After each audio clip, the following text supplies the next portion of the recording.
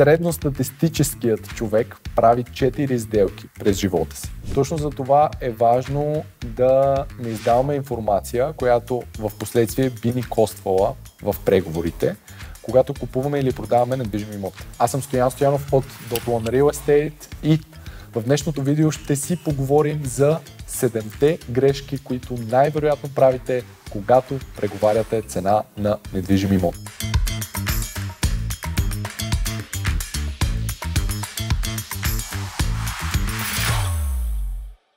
Никога не питайте може ли коментар на цената. Какво означава може ли коментар на цената? Аз бих попитал каква посока, нагоре, надолу, защо да може коментар на цената. Един имот има определена цена, която е офертна. Вие идвате на оглед да гледате тази цена. В повечето случаи това, което правят продавачите или техните брокери е да ви се заяждат. Признавам, аз също съм го правил, провокирам другата страна, би го нарекал точно заяждане, но по-скоро провокация. Може ли коментар на цената е коментар, който е неоснователен? Обикновено, когато бихте желали коментар на цената, той трябва да бъде придружен с конкретни аргументи. Но какви да са аргументите? И как? Разбира се да ги поставите. Грешка номер 2. Акцентирате върху негативите на имота. Решавате, че това е вашия имот и искате да му договорите цена и започвате. Трябва много да се ремонтира, виждам тук един теч, входът е в много лошо състояние, голяма част от нещата като обзавеждане са за изхвърляне, трябва да ги смена. Гледах друг съседен имот, който се продаваше на по-ниска цена и започвате така. Предизвикателството е, че когато акцентирате на всичко негативно върху този имот и отсрещната страна ви продава, това само би го напрегнало. Виждал съм много случаи в моите лични сделки, в които предварително съм обучил моите клиенти въобще по никакъв начин да не питат за цена и съответно когато решат да договарят цена, да не се фокусират върху негативите, но тази грешка е често срещана. Това, което е редно да направите в случая, е по-скоро да се съгласявате с това, което ви казва продавача, което ви казва неговия брокер. По никакъв начин, поне в първите 5-6 минути от самия оглед, когато минава презентацията, даже бих казал и 10 минути, да не тръгвате, когато ви се представи конкретна забележителност в самия имот, да тръгвате на контра срещу отсрещната страна. По-скоро съгласявайте се, постарайте се да изградите по-добри взаимоотношения и когато вече другата страна ви почувства малко по-близо и сте скъсили тази дистанция, лека по лека може да пускате такива коментари, но много финно и много елегантно. Не когато, примерно, ви кажат, ето вижте колко много светлина, имотът е много светъл, вие да тръгнете с коментар, как ще е светъл? Северен е, има северо-западно изложение. Разбирате ли?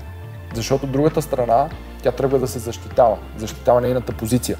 И вместо да скъсите дистанцията, вие раздалечавате още повече. И по този начин губите в последствие в самите преговори. Грешка номер 3. Давате много подробна информация относно вашето финансиране, относно вашите нужди, относно параметри, с които бихте могли да направите компромис още в началото. Грешка, която повечето купувачи правят в случая е, когато отидат да гледат един имот, те вече знаят каква е цялата им палитра от възможности в какви посоки да преговарят относно цена, относно срокове, относно обзавеждане, относно финансиране. Когато това нещо го направите още в началото, вие абсолютно си сваляте всички карти на масата и другата страна, волно или неволно, тези неща ги използва в последствие срещу вас. Какво искам да кажа с това?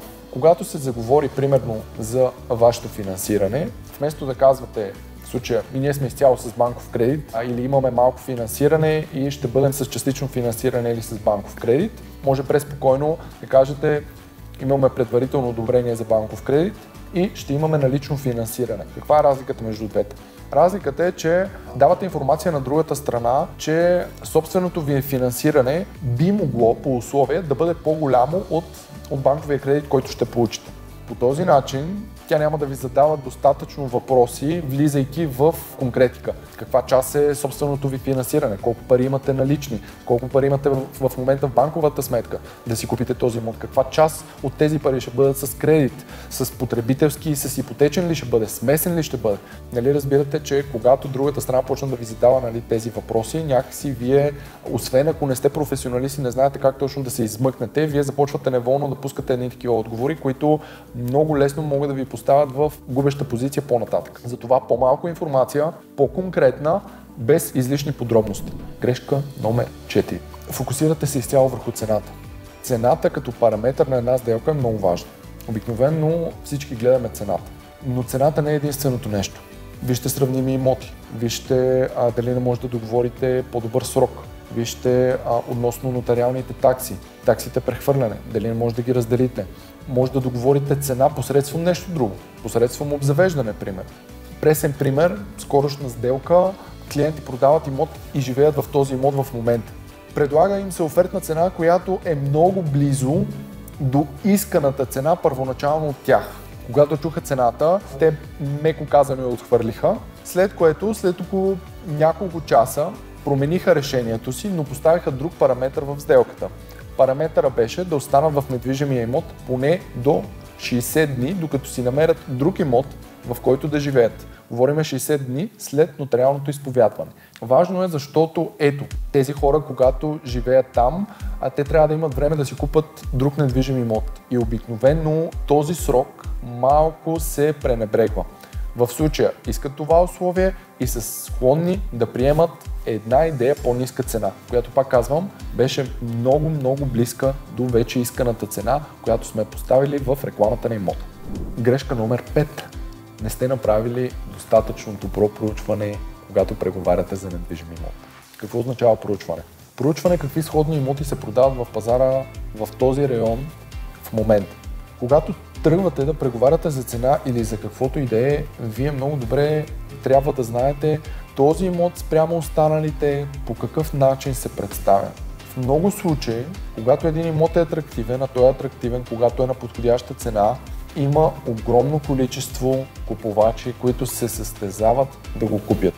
Следователно, на фона на останалите в конкретния район, квартал, на конкретната улица, вие, ако не сте запознати с тях, рискувате понякога да предложите много ниска цена, която директно да бъде отхвърлена, без да ви бъде дадена никаква контраоферта, без излишни обяснения, и докато премислите отново трезво със себе си и решите да опитате да дадете по-висока цена, този имот вече е заминал на някой друг, който е дал просто по-добри условия, след като си е направил проучване. Абсолютен факт е, че имотите, които са на пазарна цена, те заминават много бързо, защото купувачите в повечето случаи правят това проучване.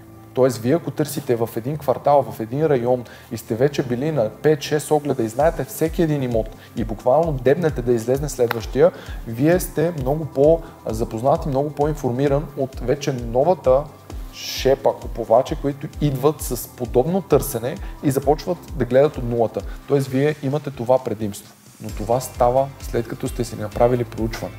Би било доста обидно, ако пък дадете цена, която е много ниска и съответно другата страна да ви отхвърли офертата. Какво означава предварително проучване също от гледна точка на каква би била най-близката цена, която да предложите в случай, че искате да го купите този имот и да направите добра сделка. Примерно, имота струва 300 000 евро. На вас ви харесва, цената ви е допустима, знаете, че може да я дадете. И сте с налични средства. Но искате сделката ви да стане още по-добра. Предлагате 290 000 евро. Но не сте взели достатъчно информация от другата страна и той веднага приема тази ваша оферта от 290 000 евро. Ами тук няма ли малко да се замислите, че може би е могло да си договорите още по-добри условия, като предложите една идея по-ниска цена, 285 или 287. Сега в случая другата страна може да ви даде контраоферта на 295 или 293. Но пак това зависи от вашето предварително проучване за конкретния апартамент. Може апартамента да замине на пълната цена 300 000 за 0 време. Тук ви разигравам няколко варианта, за да може горе-долу да си представите каква е динамиката на едни преговори. Тоест не е просто, както казах в началото на видеото, може ли коментар на цената. Грешка номер 6. Не давайте първи своята цена. Изключително важно нещо. Дори когато са от страна на купувач, има различни способи, които да може да използвате, така че другата страна да може да ви даде предложение дори за намаляне на собствената си цена.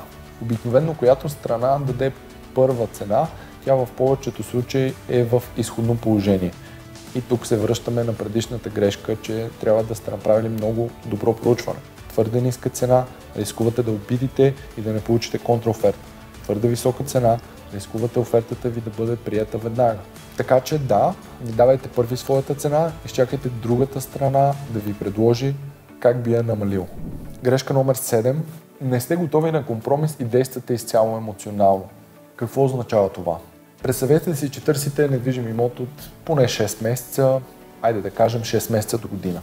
Вече сте били на поне едни 10 огледа и сте видяли 2200, както се казва, и излиза имот, който е това, което търсите. Поддържана сграда, затворен комплекс, доказан инвеститор, среден етаж, южен, перфектно разпределение от гледна точка на това, което е перфектно за вас, достатъчна големина на спалните, големина на дневната, обзаведен така както трябва да бъде.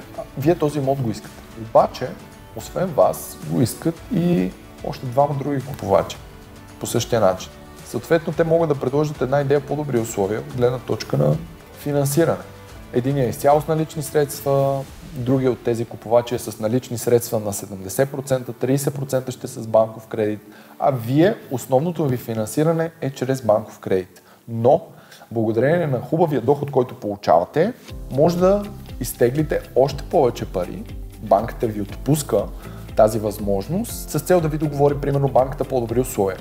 И вие в случая се увличате по това, че този имот е това, което искате и сте склонни да платите над другите купувачи, как да кажа, чрез банков кредит, като го изплащате на 30 години, разбира се, но сте склонни да дадете по-висока цена с, да речем, 15 000 евро на цена 300. От 300 на 315.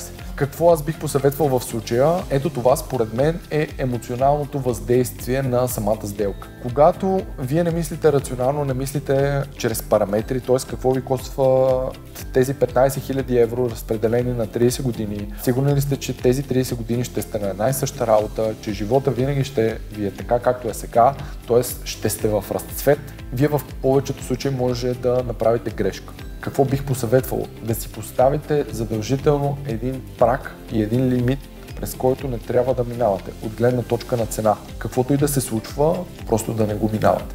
Сега в случая е абсолютно нормално, ако вие толкова сте търсили недвижим имот и сте изморени, да действате изцяло емоционално, но рационалното мислене в случая е да не плащате повече за нещо, отколкото то струва. И на вас да ви струва повече по-нататъка във времето.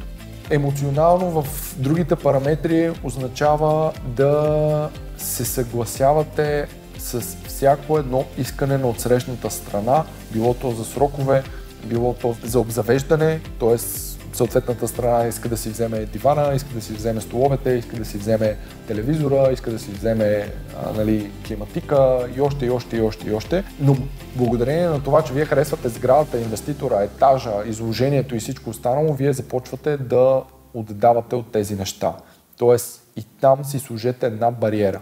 Точно за това емоционалното действане и компромисите, които вие давате с поредица от неща, това са грешки, които в последствие ви костват много. Искрено се надявам това видео да ви е било полезно. Ако е така, споделете го с някого, абонирайте се за канала, камбанката, горе и ви очаквам за следващото видео. Аз съм Стоян от Dot One Real Estate. До скоро!